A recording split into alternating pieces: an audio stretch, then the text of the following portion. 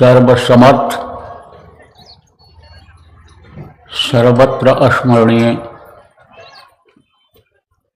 दाता दयाल दीनबंधु कृपा निधान परम पूज्य गुरु जी महाराज, उपस्थित महान आदर्श हस्तियां, गणमान्य नागरिक, नामदानी, सत्संगी, भजनानंदी, धर्म प्रेमी बच्चे एवं बच्चियों, गुरु महाराज की अपार दया मेहर हुई और आज 6 अक्टूबर 2025 को प्रातःकाल के बेला में नई गल्ला मंडी, उरई, जिला जालौन, उत्तर प्रदेश के इस भूमि पर आप लोगों के दर्शन का अवसर मिला। साथ में सुमिरन ध्यान भजन करने का जीवन का एक यादगार मिला। प्रेमियों, अभी आपने जिनको नामदान मिल चुका है सुमिरन ध्यान और भजन किया। यही मुख्य काम है, यही मुख्य सार है। यही आपका लोक भी बनाएगा और यही परलोक भी बनाएगा। लोक बनाना किसको कहते हैं? जो बड़े आदमी होते हैं, जिनको आप बड़ा आदमी कहते हो भाई, ये अच्छा खाते हैं, अच्छा पहनते हैं, अच्छे घर में रहते हैं, ये ऊंची कुर्सी पर बैठते हैं, लोग उनको सम्मान इज्जत देते हैं। पत्नी पतिव्रता है, पुत्र आज्ञाकारी है, इनका परिवार बड़ा है, लेकिन ये सबको एक साथ लेकर के चलते हैं, सबका ध्यान रखते हैं। ये यानी अच्छे आदमी हैं, भले आदमी हैं और इनका लोक बना हुआ है। तो लोक बनाना इसको कहते हैं। परलोक बनाना किसको कहते हैं? जहाँ पर आप रहते हो ये मृत्युलोक है। यहाँ मृत्युलोक से एक दिन सबको जाना पड़ता है। कहाँ जाना पड़ता है ये आपको नहीं मालूम है। कर्मों के अनुसार नरकों में जाना पड़ता है, कर्मों के अनुसार 84 में आना पड़ता है। 84 किसको कहते हैं? यही कीड़ा मकोड़ा, सांप गोजर बिच्छू, भेड़ बकरी, घोड़ा गधा, मुर्गा भैंसा, सांप गोजर, इसी में बंद होना पड़ता है। ये 84 लाख योनियों में आते हैं। 84 में जाना पड़ता है कर्मों के अनुसार। अगर मनुष्य शरीर पाने का मतलब नहीं समझ पाए तो कर्म खराब हो जाते हैं और कर्मों के खराब होने के कारण नरकों में 84 में आना पड़ जाता है। छोड़ करके जब जाते हैं संसार से सबको छोड़ करके जाना पड़ा। वैद्य धन्वंतरी मर गया, अमर रहा नहीं कोई, सुर नर मुनि रोगी अति, सभी काल बस होए। यह काल भगवान का देश है, वो किसी को नहीं छोड़ते हैं। एक दिन अपने गाल में सबको ले लेते हैं। काल तो मुंह फैलाए हुए बैठे हुए हैं कि जैसे इनकी उम्र खत्म हो हम इनको अपने गाल में ले लें, मुंह में ले लें। तो ये मृत्यु लोक है। लेकिन इसके ऊपर भी लोक हैं, बहुत सारे लोक हैं। जैसे आप नीचे देखते हो तो ये आपको धरती दिखाई पड़ती है, ऊपर देखते हो तो आपको आसमान दिखाई पड़ता है, आसमान में तारे दिखाई पड़ते हैं, सूरज और चंद्रमा दिखाई पड़ते हैं। तो ऊपर में यानी लोक हैं, इन सबके लोक हैं। तारामंडल अलग है, सूर्यलोक अलग है, चंद्रलोक अलग है और 33 करोड़ दुर्गा हैं, 10 करोड़ शंभु हैं। इन देवताओं के लोक सब अलग अलग हैं, बहुत बड़े बड़े लोक हैं। जैसे ये आपका यहाँ यानी समझो जिला है, प्रांत है, देश है, ऐसे बड़े बड़े देश जैसे इस धरती पर हैं दूर दूर, ऐसी तरह से वहाँ भी है सब। तो जो उधर आना जाना शुरू कर देता है, आना जाना मतलब क्या है? इस शरीर से आना जाना नहीं होता है। इस शरीर को जो चलाने वाली जीवात्मा होती है वो ऊपर जाती आती है, उसका परलोक बनता है, उसका परलोक बन जाता है। तो लोक और परलोक दोनों इससे बनता है। किससे बनता है? सुमिरन से, ध्यान से, भजन से लोक और परलोक दोनों बन जाता है। और मनुष्य को नरकों में नहीं जाना पड़ता है, 84 में चक्कर नहीं काटना पड़ता है। प्रेमियों, जो मनुष्य शरीर पाने का लक्ष्य है, जिस कारण से मनुष्य शरीर मिला है, वो काम पूरा हो जाता है। तो कहा गया नहीं, एक ही साधे सब सद है और सब साधे सब जाए। एक अगर यही कर ले गए आप, तो इसी से सब सट जाएगा, सब सेट हो जाएगा, फिर कोई दिक्कत परेशानी नहीं रह जाएगी। तो जिनको नामदान मिल चुका है, आप लोग आदत डालो, और न समझ पाए हो तो सीख लो। आज और कल दोपहर तक का आपके पास मौका है। यहाँ रहोगे तो यहाँ पर आपको बताने वाले मिल जाएंगे, सिखाने वाले मिल जाएंगे, कराने वाले मिल जाएंगे, अच्छे अच्छे साधक मिल जाएंगे। साधन में कैसे तरक्की हो उसके बारे में आपको बता देंगे। उनको क्या क्या दिक्कतें आती रहीं, उन दिक्कतों में वो किस तरह से काम किए जिससे उनको कामयाबी मिल गई, वो सब बता देंगे आपको। अब आप जो नए लोग आए हो, कहोगे भाई हम कैसे करेंगे, हमको नहीं मालूम है। तो आपको बताता हूँ। अभी आपको सुमिरन भी बताऊंगा, ध्यान भी बताऊंगा, और भजन भी बताऊंगा आपको, और नाम भी बताऊंगा आपको। कौन सा नाम जिनको याद किया जाता है, जिनका सुमिरन किया जाता है, वो नाम भी आपको बताऊंगा। लेकिन पहले थोड़ा समझ लो प्रेमी, ये जो मनुष्य शरीर है, ये किराए के मकान की तरह से है। एक दिन इसको खाली कर देना पड़ेगा। अभी हमने बताया ना कि वैद्य धन्वंतरी ऐसा था कि कोई बेहोश पड़ा हुआ हो तो जड़ी बूटी की दवा तैयार करता था वो, और मुंह में अगर डाल दे थोड़ा सा तो बेहोशी ख़त्म हो जाती थी। बहुत काबिल था, लेकिन उनको भी शरीर छोड़ना पड़ा। राम भगवान देखो माने जाते हैं, कृष्ण भगवान माने जाते हैं, उनको भी मनुष्य शरीर छोड़ना पड़ा। एक से एक राजा महाराज आए, सेठ साहूकार आए, पंडित मुल्ला पुजारी आए, जिनका प्रभाव था, असर था, जिनको लोग पूजते थे, मानते थे, लेकिन सबको छोड़ करके जाना पड़ा। तो ये जो शरीर है, ये किराए के मकान की तरह से है। जैसे किराए के मकान में कोई रहता है, लेकिन एक दिन किराए का मकान खाली करना पड़ता है। ऐसे काया कुटी खाली करना पड़ेगा। अरे मन मुसाफिर निकलना पड़ेगा। इस मन को और आत्मा को निकलना पड़ेगा, एक दिन खाली करना पड़ेगा। तो प्रेमियों, ये जो मनुष्य शरीर है, ये बेशकीमती है। बेशकीमती किसको कहते हैं? जिसकी कोई कीमत नहीं लगा सकता है। हीरा की कीमत लग जाती है, मोती की कीमत लग जाती है, मकान की कीमत लग जाती है, गाड़ी घोड़ा की कीमत लग जाती है, आप ये समझो सामान की कीमत लग जाती है, कुर्सी की कीमत लग जाती है, लेकिन मनुष्य शरीर की कोई कीमत नहीं लगा सकता है। कारण क्या है? कारण इसको कोई बना नहीं सकता है। आदमी इसको नहीं बना सकता है। ये किसी भी दुनिया के किसी भी कल कारखाने में ये मनुष्य शरीर नहीं बन सकता है। और अगर मान लो बना भी दिए, प्लास्टिक का बना दिए, सोने का मान लो बना दें, चांदी का बना दें, हीरा जड़ दें, लेकिन वो शरीर चल फिर नहीं सकता है। दिल दिमाग उसके पास नहीं रहेगा, बुद्धि उसके पास नहीं रहेगी। तो यह मनुष्य शरीर बेशकीमती है।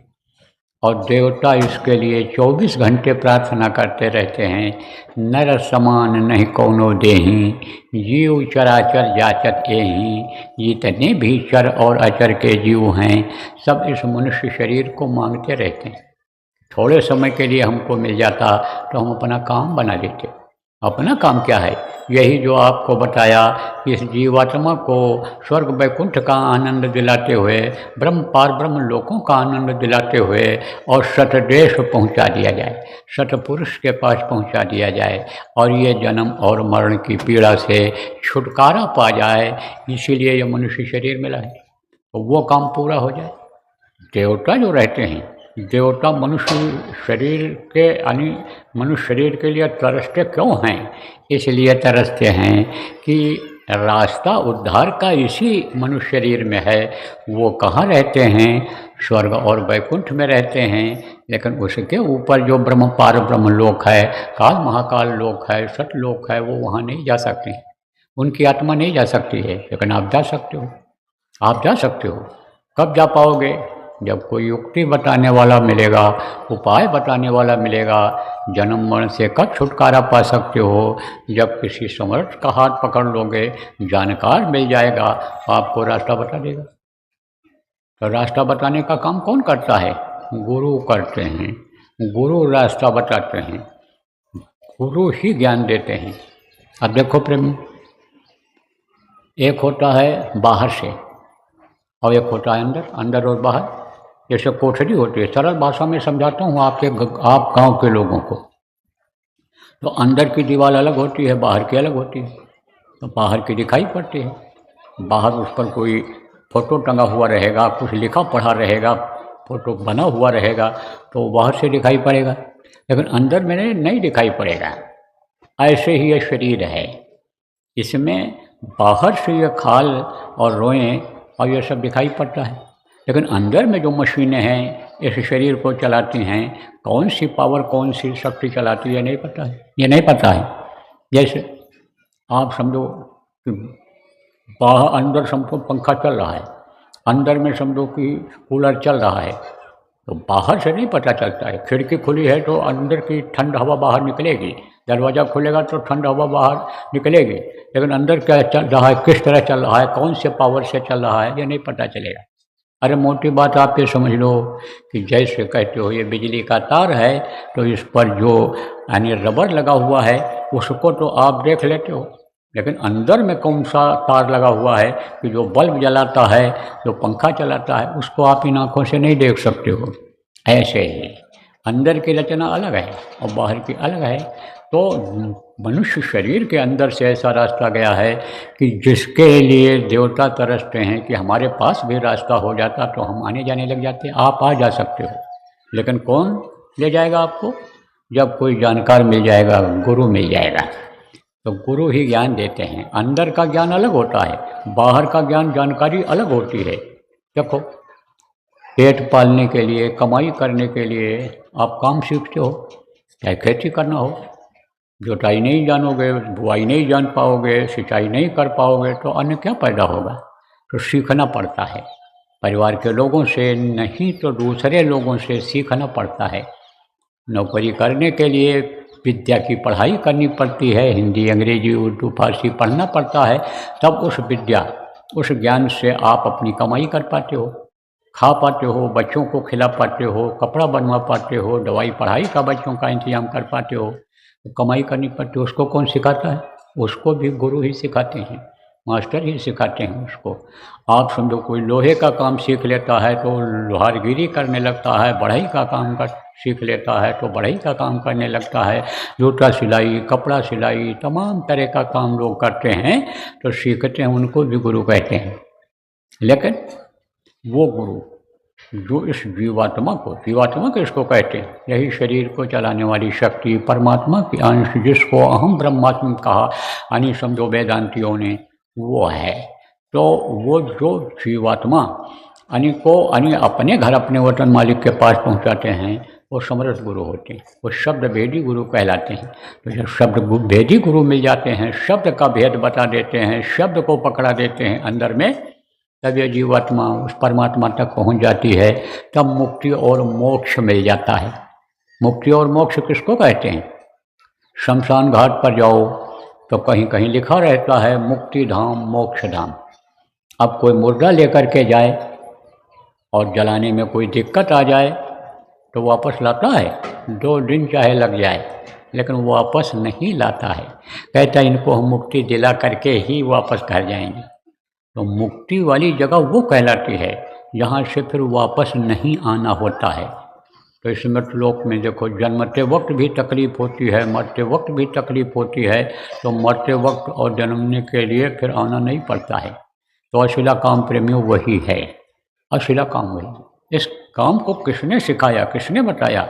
संतों ने बताया। हमारे गुरु महाराज जिनकी यह तस्वीर लगी हुई है, इन्होंने बताया। इनको किसने बताया? इनके गुरु ने बताया, फिर उनको किसने बताया? उनके गुरु ने बताया। ऐसे ही गुरुओं की यह परंपरा चली आ रही है। और गुरु लोग जब जाने लगे हैं, उनका भी समय पूरा हुआ है, तब वो किसी न किसी को अधिकार दे करके गए हैं कि इस काम को अब ये करेंगे, नामदान ये देंगे, नाम ये बताएंगे। फिर उन्होंने बताना शुरू किया है प्रेमियों। तो गुरु महाराज जाने से कई साल पहले मुझ नाचीज को हुक्म दे करके गए थे, लोगों को बता के गए थे कि ये नए लोगों को नामदान देंगे और पुरानों की संभाल करेंगे। तो गुरु के आदेश के पालन में लगा हुआ हूँ और गुरु के आदेश से ही आपको नामदान दिया जाएगा। तो अब आप जो नए लोग आए हो, आप नाम को सुनना, समझना, और जो पुराने लोग आप आए हुए हो, आप इसको दोहरा लेना। दोहराने में कोई दिक्कत नहीं है, आप गुरु महाराज के ही शिष्य हो, लेकिन आप ये मत सोच लेना कि ये मेरे गुरु हो गए। आपका गुरु तो हो ही नहीं सकता हूँ, आपके गुरु तो गुरु महाराज ही रहेंगे। लेकिन दोहराने में कोई दिक्कत नहीं है, दोहरा लो, आप याद कर लो। भूल गए हो, भटक रहे हो, तो आप भटकाओ ख़त्म करके और याद करके इसको करके देखो। जब गुरु महाराज ही अंदर में आपको दिखाई पड़ेंगे, दर्शन देंगे, तो सब आपके समझ में आ जाएगा। तो देखो प्रेमियों, जो नए लोग आए हो, अब ध्यान दो। नाम दो तरह का होता है। एक तो मुँह से लेने वाला नाम होता है, जैसे दो गुरु होते हैं, विद्या गुरु और आध्यात्म गुरु, उसी तरह से दो तरह का नाम होता है। यानी एक मुँह से लेने वाला वर्णात्मक नाम और दूसरा ध्वन्यात्मक नाम। वो मुँह से नहीं लिया जाता है, वो उसको सुना जाता है, आवाज़ सुनाई पड़ती है और उसी में से नाम निकलता है, तो नाम भी समझ में फिर आ जाता है। तो वो है ध्वन्यात्मक नाम। तो मैं आपको बताऊंगा, दोनों नाम बता दूंगा। देखो, मुँह से लेने वाला नाम जो होता है वो कल्याणकारी वक्त का नाम होता है, समय का नाम होता है। जैसे राम नाम था, कृष्ण नाम था, जैसे सतसाहब नाम था, राधा स्वामी नाम था, वाहेगुरु नाम था, उसी तरह से इस समय जय गुरुदेव नाम है। ये कल्याणकारी नाम है, ये रक्षक है, ये लोगों की संभाल करता है, लोगों का खान पान चाल चलन सही करता है। यह मुँह से लेने वाला नाम है, इसको कोई भी ले सकता है।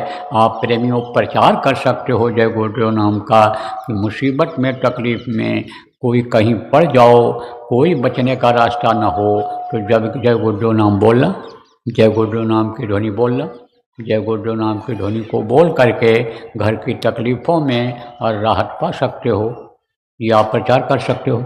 लेकिन ये जो 5 नाम आपको बताऊंगा, इसका प्रचार नहीं करना है, इसको किसी को नहीं बताना है, इसको गुप्त रखना है, अपने तक ही रखना है।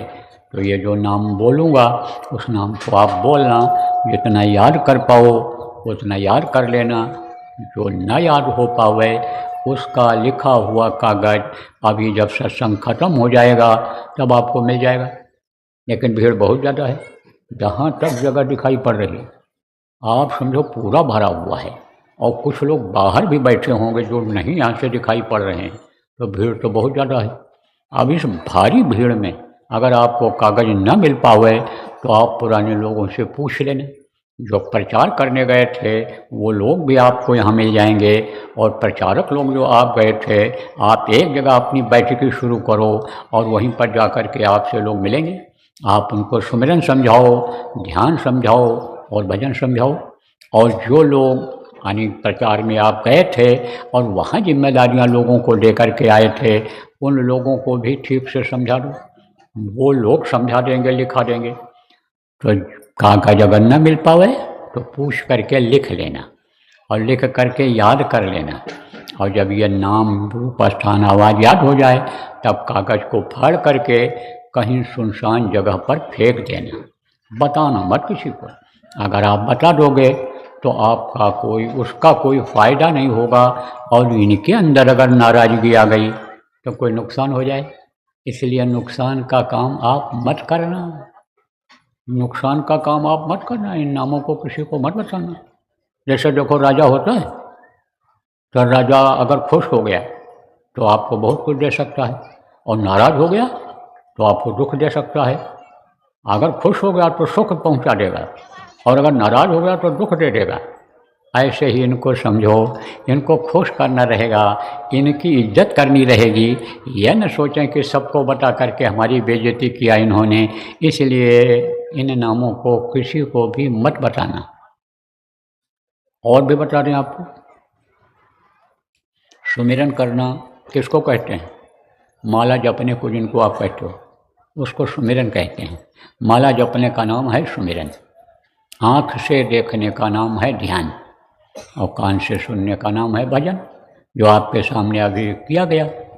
जो लोग पुराने थे, नामदानी थे, सब लोग बैठे थे, कर रहे थे। यही है सुमिरन, ध्यान और भजन। तो आप लोग जब ध्यान लगाओगे, अभी आपको बताऊंगा, ये पुराने लोग आपको और समझा देंगे कि सुमिरन किस तरह से करना रहेगा, ध्यान किस तरह से करना रहेगा, भजन किस तरह से करना रहेगा, या आपको और समझा देंगे, बता देंगे। तो जब आप यानी समझो ध्यान लगाओगे और मन को रोक ले जाओगे, तब आपको कुछ दिखाई पड़ेगा। कोई भी हो, किसी भी जाति मजहब के हो, स्त्री हो या पुरुष हो, कोई अमीर हो गरीब हो, कोई 8-10 साल का बच्चा हो, विद्यार्थी हो, मजदूरी करता हो, खेती के काम में लगा हुआ हो, पिता का हाथ बटाता हो, कोई भी हो, जो भी ध्यान लगाएगा, मन को रोक ले जाएगा, उसको अंदर में दिखाई पड़ेगा।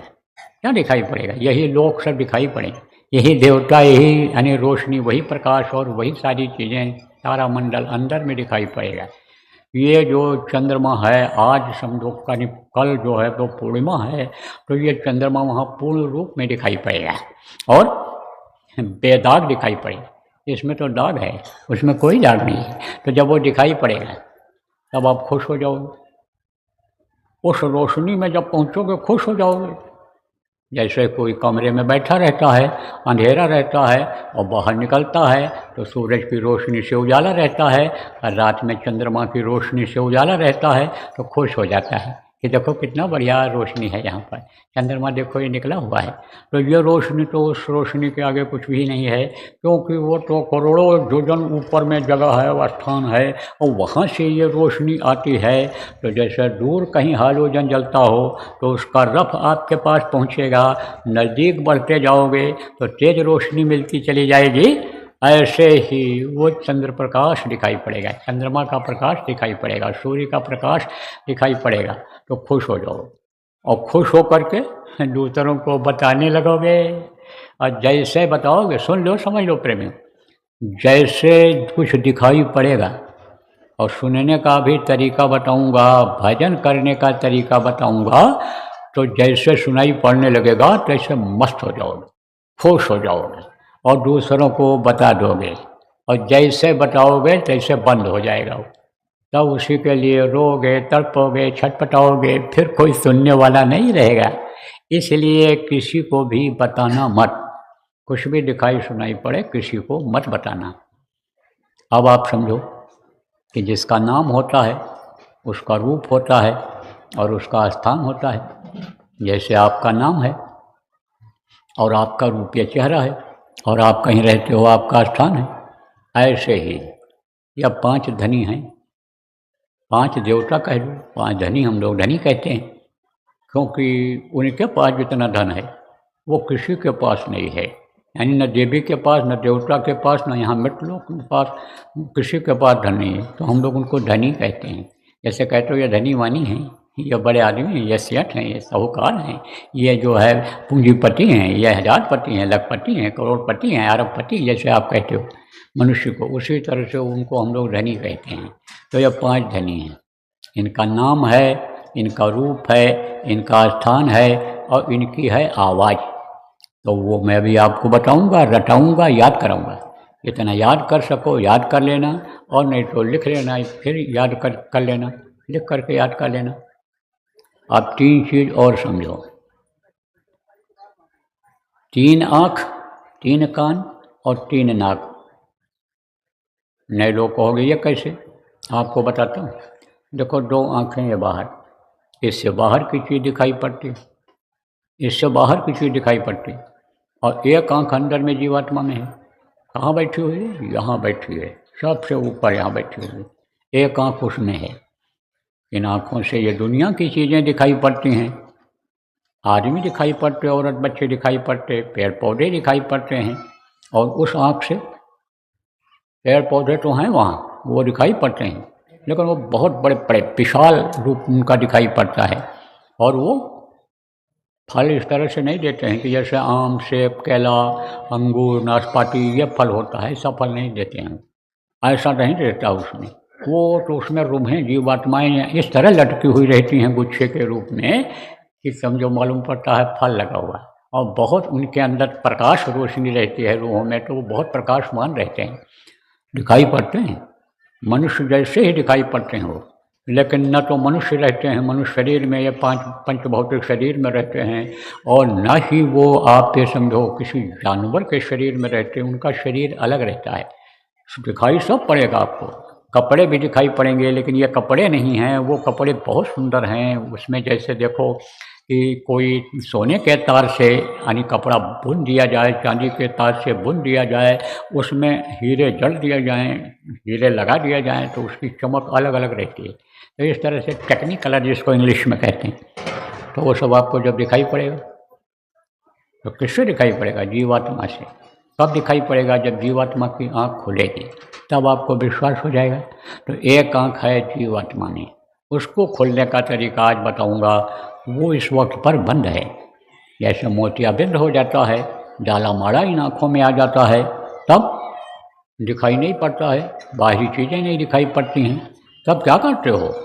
हनी दवा लगाते हो, जड़ी बूटी घिस करके या अंजन तैयार करती हैं। कौन? माताएं अंजन लगाते हो, काजल लगाते हो। नहीं ठीक होता है तो पर्दा हटवाते हो, मोतियाबिंद का ऑपरेशन कराते हो, जाला माड़ा का ऑपरेशन कराते हो, तब इन आँखों से दिखाई पड़ता है। ऐसे ही अंदर में कर्म जमा है, कर्मों की मैल जमा है, पर्दा लगा हुआ है, वो हटेगा जब, तो हटेगा कैसे? जैसे डॉक्टर को आपने दिखाया इन बाहरी आँखों को, तो वो दवा लिख देता है, दवा बता देता है। बहुत तमाम दवाएँ ऐसी हैं कि जो खाई जाती हैं, लगाई जाती हैं। तमाम उपाय ऐसा है कि जैसे मुंह में कुल्ला ले लो, और कुल्ला करके और कुल्ला ले करके वो आँखों में से पानी मारो, ऐसे 30-35 बार मार लिया करो आँखों में से धीरे धीरे ठंडा पानी सुबह शाम। सुबह उठो तो अपने मुंह से थूक निकालो, दोनों आँखों में लगा लो, तो मैल सब निकल जाएगी। रात में जो गंदगी आ गई है आँख में, दिन में जो आ गई शाम को, वो सब साफ होगी उससे, क्योंकि ये खारा होता है। तो अब आप ये समझो प्रेमियों कि वो काट देगा, जैसे नींबू चिकनाहट को ख़त्म करता है, ऐसे ये ख़त्म करेगा। तो इस तरह से उपाय बताया जाता है, उपाय बताते हैं, तो अब उस उपाय को करना पड़ता है, तब सफाई होती है। ऐसे इससे जब सफाई हो जाएगी, जो अभी आपको सुमिरन ध्यान भजन समझाऊंगा, इससे जब सफाई हो जाएगी तो अंदर की आँख खुल जाएगी, और अंदर की आँख खुल जाएगी तो ऊपरी लोगों की चीज़ें दिखाई पड़ने लगेंगी। तो ऊपर की चीज़ें जो दिखाई पड़ती हैं, स्वर्ग वैकुंठ ब्रह्म पार ब्रह्म लोक की, वो किससे दिखाई पड़ती हैं? अंदर वाली आँख से। तो 2 आँख ये बाहर है, और 1 आँख है अंदर, 3 आँख, और 2 कान ये बाहर हैं, इससे बाहर की आवाज़ सुनाई पड़ती है, और 1 कान है अंदर जीवात्मा में, उससे जो देववाणी, आकाशवाणी, अनहद वाणी जिसको कहा गया, 24 घंटे जो हो रही है वो सुनाई पड़ती है।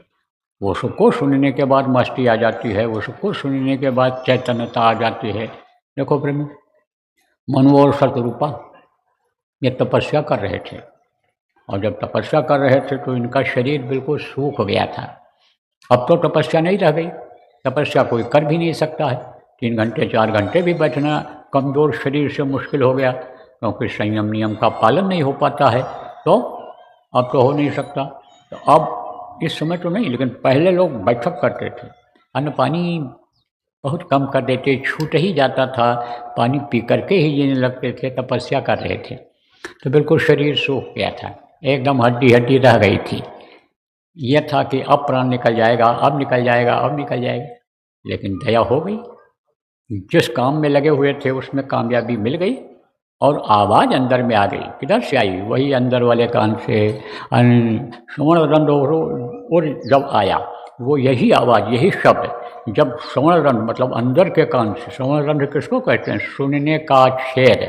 तो ये बाहर के कान में सुनने का छेद है, अंदर में कान में सुनने का छेद है। तो वो उसको उन्होंने जब सुना शब्द को, तो शब्द से ताकत आ गई। हेष्ट पुष्ट तन भय सुहाय, गोस्वामी जी महाराज ने लिखा। कि हृष्ट पुष्ट तन भय सुहाए, मानो अभी भवन पे आए। मालूम पड़ा कि जैसे कायाकल्प हो गया, अभी बिल्कुल बच्चे का जैसा शरीर और बच्चे के अंदर जैसी ताकत, जैसे बुद्धि, जैसे उसका चित्त, जैसे अन्य सारी चीज़ें उस तरह की हो गई। तो प्रेमियों, एक कान अंदर में है, उससे ऊपर की आवाज़ सुनाई पड़ती है, और 3 नाक, एक सूरा के दाहिनी तरफ है और एक के बाईं तरफ है। यह है नाक, यही शरीर को चलाता है। इससे खुशबू और बदबू दोनों मिलती है। तो यहाँ पर तो खुशबू और बदबू दोनों है, क्योंकि गंदगी है, जो चीज़ सड़ती है, गलती है, उसमें बदबू आती है, तपती है, उसमें गंध आती है। तो यहाँ गंदगी है, ऊपर में नहीं है। उन लोगों में गंदगी नाम की चीज़ नहीं है, तो वहाँ कोई बदबू नहीं आती, वहाँ खुशबू ही खुशबू आती है। और वो पेड़ पौधे ऐसे तो नहीं हैं, लेकिन इतनी यानी समझो कि खुशबू वाले होते हैं कि वो एकदम से वातावरण को खुशनुमा कर देते हैं। कैसे, आपको समझा दूं, तर्क वितर्क न रह जाए मन में। जैसे देखो रात रानी होती है, जैसे देखो चमेली होती है, जैसे देखो ये मोगरा गुलाब, मोगरा यानी जिसको बेला कहते हो होता है, तो वो उसमें खुशबू होती है, वो खुशबू होती है। और हवा जब चलती है तो उसी फूल की खुशबू दूर तक फैलती है। ऐसे ही वहाँ खुशबू की लहरें चलती हैं। तो वो खुशबू कहाँ से मिलती, कैसे मिलती है? ऊपर से मिलती है। किसको मिलती है? अंदर वाले नाक को मिलती है। तब वो साधक मस्त हो जाता है खुशबू पा करके। आप समझो कि यह भोजन वहाँ नहीं है, लेकिन वो सुंदर भोजन जब ये जीवात्मा ग्रहण करती है, देखने में भी सुंदर, सूंघने में भी सुंदर और खाने में भी यानी सुंदरता उसकी मालूम पड़ जाती है। इतना बढ़िया, इतना स्वाद उसमें आता है कि आप ये समझो कि कहा नहीं जा सकता, अवर्णनीय जिसको कहा गया, जिसका वर्णन नहीं किया जा सकता है। तो उसकी खुशबू किससे मिलती है? नाक से, अंदर वाले नाक से। तो अंदर वाले नाक से केवल खुशबू मिलती है, यानी सुगंधी मिलती है, और बाहर वाले नाक से खुशबू और बदबू दोनों मिलती है। तो 3 आँख, 3 कान और 3 नाक, और सुमिरन, ध्यान और भजन, 3 चीज़ ये मैंने आपको बताया। अब आपको दूंगा नाम दान। उसके लिए आपको न घर छोड़ना है, न ज़मीन जायदाद छोड़नी है, न बाल बच्चों को छोड़ना है, न आपको अपना काम धंधा छोड़ना है। ऐसा कोई भी काम आप करते हो कि जिसमें जीव हत्या नहीं होती है, तो आप उस काम को मेहनत और ईमानदारी से करते रहना। और जिसमें जीव हत्या होती है वो काम आप मत करना, बंद कर देना, दूसरा काम कर लेना, उसमें बरकत आपको मिल जाएगी। बरकत किसको कहते हैं? बहुत रुपया पैसा दे दिया जाए लेकिन पूरा न पड़े, हाय हत्या लगी रहे, तब उसको कहा जाता है बरकत नहीं मिल रही है, बरकत छिन गई। और बरकत क्यों बंद होती है? इसी वजह से बंद होती है कि लोग धनी मानी बनने के लिए मार करके, काट करके ले आते हैं, धोखा दे करके, लूट करके ले करके चले आते हैं, तो उनकी बरकत हो जाती है बंद। इसीलिए कहा जाता है कि भाई मेहनत और ईमानदारी की कमाई करो, उसमें आपको बरकत मिल जाएगी। तो मेहनत और ईमानदारी से कोई भी काम आप करोगे जिसमें जीव हत्या नहीं होगी, तो आपको बरकत मिल जाएगी। बहुत से लोगों ने मेरे कहने पर अंडे की दुकान बंद कर दिया, मांस की दुकान बंद कर दिया, मांसाहारी होटल चला रहे थे बंद कर दिया, शाकाहारी चलाए जब से तब से बहुत अच्छा चल रहा है। घर की बीमारी में भी, टेंशन में भी आराम मिल गया और बरकत होने लग गई। 1 मंजिल था 2 मंजिल 3 मंजिल बन गया। कुर्सियाँ जहाँ 30-40 थी तहाँ 150-200 कुर्सी मेज लगा दिया उन्होंने। इतनी संख्या बढ़ गई खाने वालों को। बोले वो टेस्ट उसमें नहीं था, ये जो शाकाहारी भोजन में टेस्ट है। ऐसे कई लोग हैं। तो आप ये समझो बरकत देने वाला दूसरा है।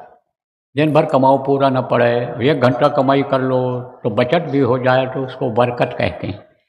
आपको विश्वास हो जाएगा। कब विश्वास हो जाएगा? कि जब आप ये करने लग जाओगे, मेरी बातों के अनुसार जब आप चलने लग जाओगे, तब आपको विश्वास हो जाएगा। किस पर विश्वास हो जाएगा?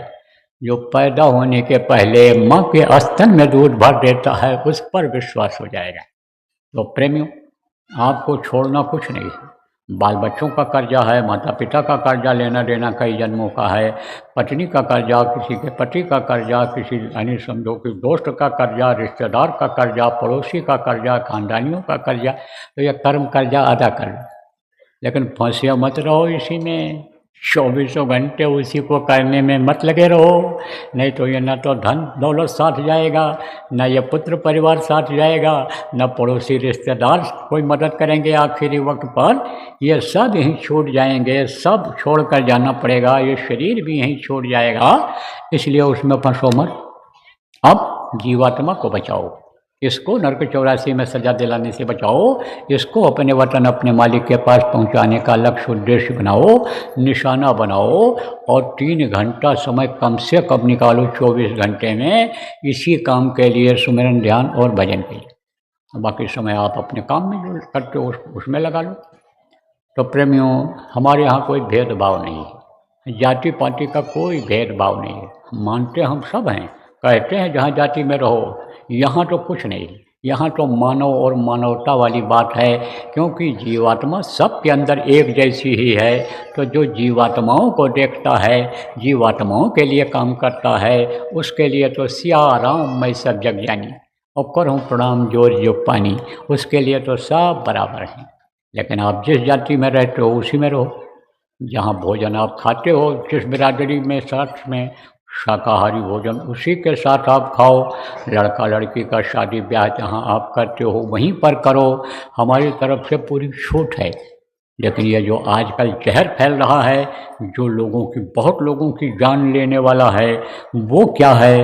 जातिवाद, भाईवाद, भतीजावाद, कौमवाद, मुल्कवाद, आप ये समझो भाषावाद, आतंकवाद, माओवाद, नक्सलवाद, ये जो वाद फैल रहा है इससे दूर रहो।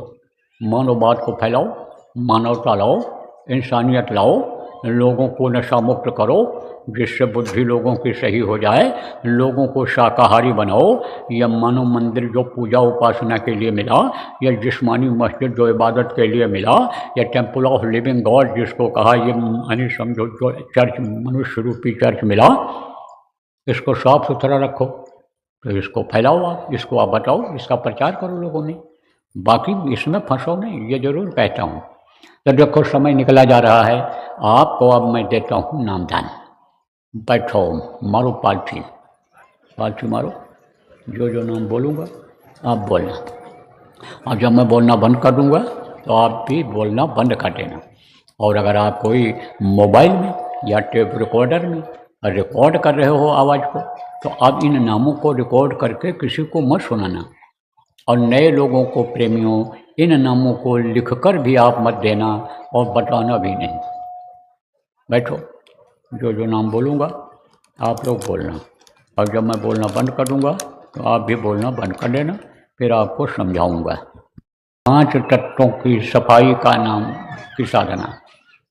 बर्तन साफ करोगे जब, समझा दूँगा अभी आज से कल तक आपको। अभी समय अब देर हो रही है, लेट हो रहा है, धूप बढ़ रही है, तो आपको समझा दूँगा। तो ये वो साधना रहेगी, ये ज़्यादा ज़रूरी है, सबको करना ज़रूरी है, तभी इससे तकलीफ जाएगी, कष्ट जाएगा तब तभी जाएगा। भजन कर पाना, इसलिए इसकी सफाई करना ये ज़रूरी है।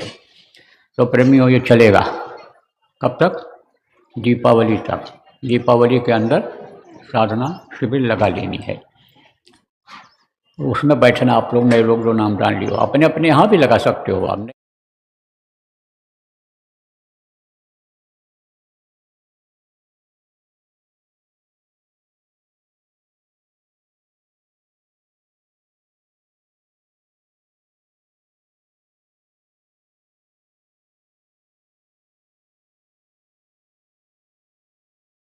कार्यक्रम बनाए हो 6 कार्यक्रम, वो फाइनल कर दो।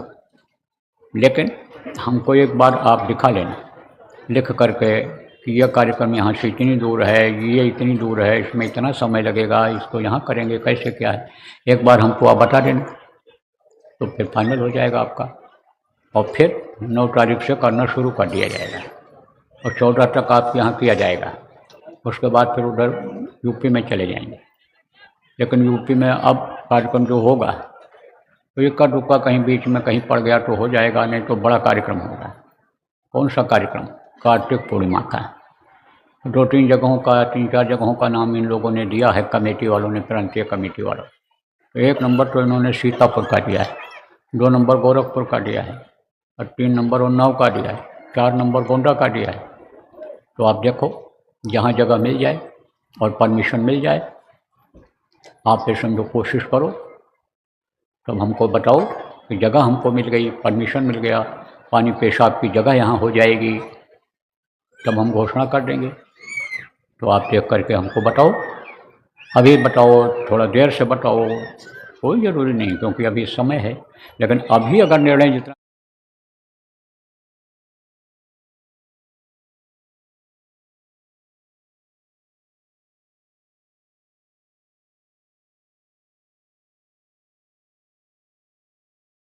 तब बात बन जाएगी आपकी, कर दिया जाएगा गुरु महाराज के दया से कार्तिक पूर्णिमा का कार्यक्रम। अब उससे पहले दीपावली है, तो प्रतिवर्ष उज्जैन आश्रम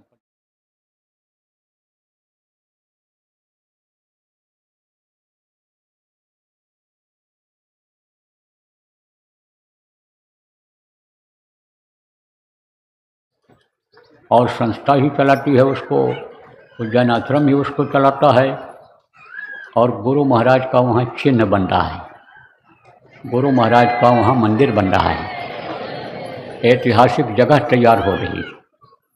कहाँ पर? रेवाड़ी जिला में बावल स्थान पर, असौला चौक के पास में है रेवाड़ी में। हाईवे है, पूरा हाईवे से बिल्कुल टच है। जो लोग नहीं देखे हैं वो देख भी लेंगे, और कुछ लोग आप जाते रहते हो सेवा के लिए बराबर, तो आप लोगों को मालूम है। तो अब की बार ये जो दीपावली का कार्यक्रम है वो कहाँ होगा? बावल में होगा, बावल आश्रम पर होगा। इसकी भी योजना आप सब लोग बना लो। कौन कौन लोग योजना बनाएंगे? राजस्थान से बिल्कुल मिलता हुआ है, बॉर्डर है, हरियाणा जिला, हरियाणा प्रांत में है रेवाड़ी, जहाँ पर वो भूमि है, आश्रम है, और थोड़ी ही दूर के बाद उत्तर प्रदेश शुरू हो जाता है। वहाँ से हिमाचल भी नज़दीक है, जम्मू कश्मीर भी नज़दीक है, उत्तराखंड भी नज़दीक है। तो सब लोग, जो लोग यहाँ पर आ पाए, सब लोग मिलकर के योजना बनाओ और तैयारी करो। वहाँ पर हर तरह की तैयारी करनी पड़ेगी। अरे वही लोग नहीं, राष्ट्रीय कार्यक्रम है, जैसे सब लोग पहुँच करके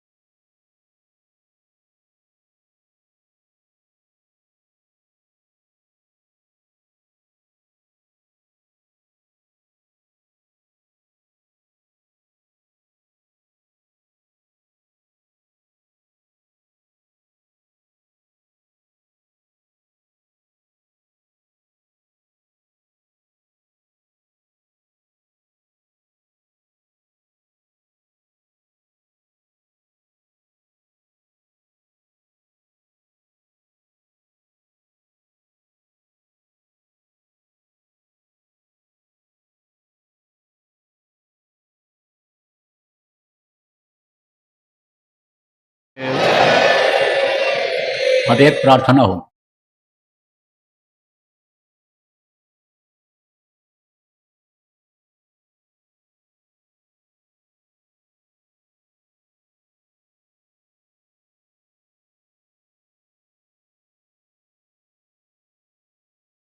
को तकलीफ है, किसी भी तरह की तकलीफ है, अवश्य ले करके, और कल जब तक झंडा लगा रहेगा एक बार वहाँ चले जाना।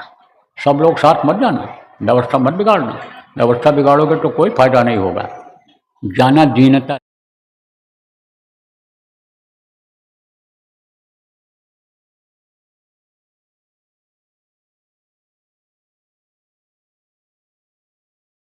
जाना, और हाथ जोड़ना, अंदर में अपनी बात को कहना, अंदर में मत्था टेकना और कहना हमको यह तकलीफ है, हमको यह कष्ट है, और दया करो हमारे ऊपर। यही कह करके और अंतर में प्रणाम करते हुए और फिर बाहर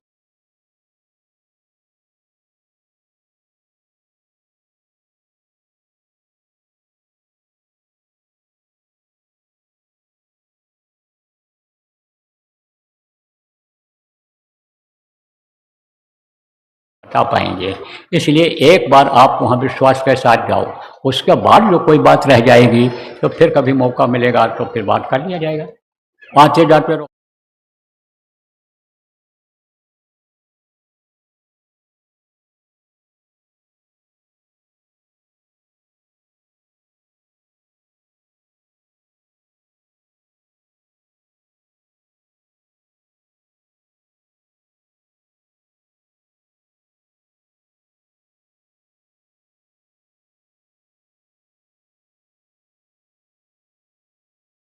को ऋतुआय फल है, तो ऋतुआय जैसे फल मिलता है ऐसे फल मिल जाएगा। आते जाते रहोगे, लगे रहोगे, झंडे के सामने जाते रहोगे तो जो लोग वहाँ अदृश्य महान शक्तियाँ मौजूद हैं वो दया कर देंगे, तो काम बन जाएगा।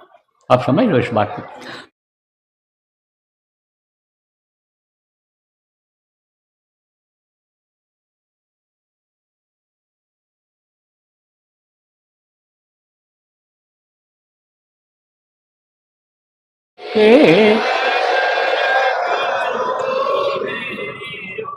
दया के नजर करो मेरी ओर,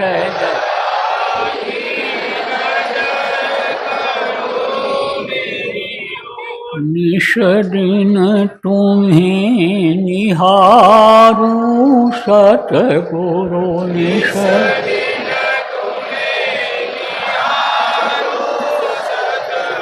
जैसे चंद्र चकोर,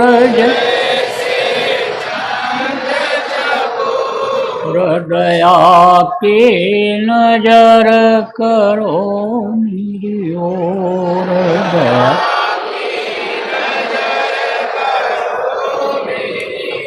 जान कौन भूल हुई तन से,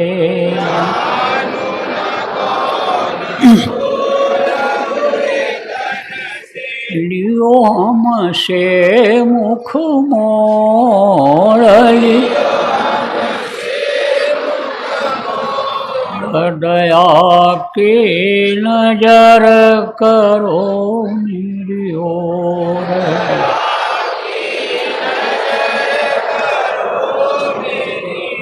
बालक जानी चूक बिसराओ,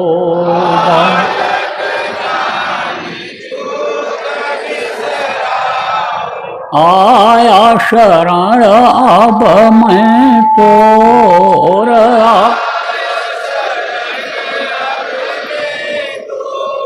दया के नजर करो मेरी ओर,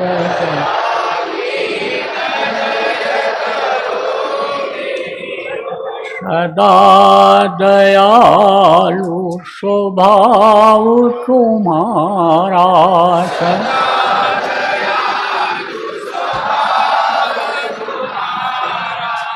मेरी बेरिया कस भयऊ कठोर में,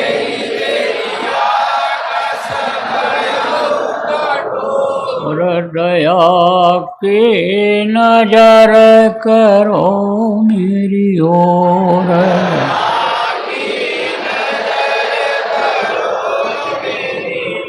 शरणागत की लाज न राखो,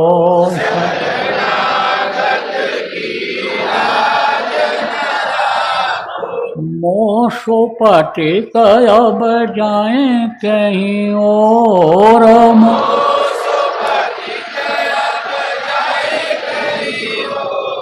दया के नजर करो मेरी ओर,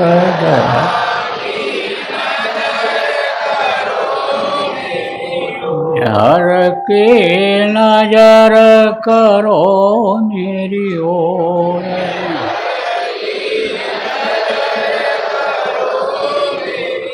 अब की बार उबार ले जो,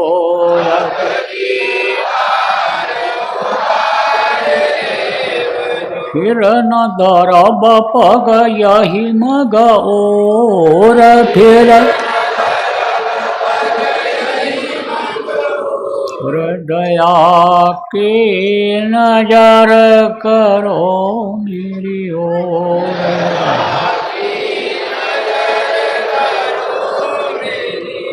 मेहर की नजर करो मेरी ओर।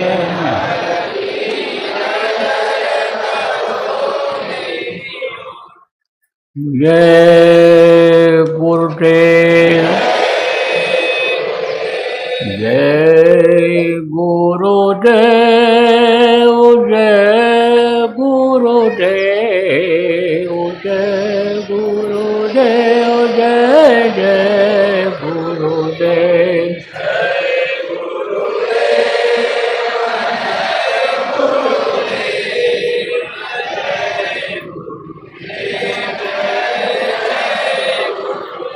जय गुरुदेव, जय गुरुदेव, जय गुरुदेव, जय जय गुरुदेव।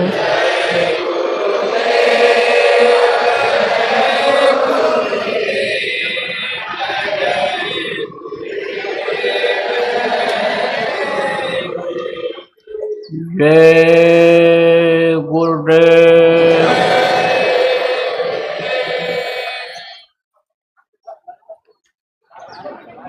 देखो, जो लोग मिलना चाहते हो वो लोग ऐसे लाइन लगाओ, ऐसे आमने सामने बीच में गाड़ी निकलने की जगह रखो, और उधर से फिर घूम जाओ उधर गेट की तरफ, और फिर वहाँ से घूम करके फिर इधर चले आओ, इधर इस तरफ, यहाँ दाहिने हाथ की तरफ ऐसे, और फिर ऐसे चक्कर लगा लो अगर ज़्यादा लोग हो तो। एक लाइन लगाओ इधर, एक लाइन उधर लगाओ, थोड़ा देर से होगा लेकिन सबको हो जाएगा। और खड़े रहोगे तब तक मैं यहाँ रहूँगा, जाऊँगा नहीं, लेके जाऊँगा आज सबसे। अगर मिलना चाहोगे, नज़दीक से देखना चाहोगे तो हम आपको देख लेंगे, आप हमको, तो खड़े हो जाना ऐसे। अभी तो बाद में इधर जिनका नंबर लगने वाला हमारे दाहिने हाथ की तरफ, वो लोग अपना पानी पेशाब कर लो, फिर खड़े हो जाना। बोलो जय गुरुदेव।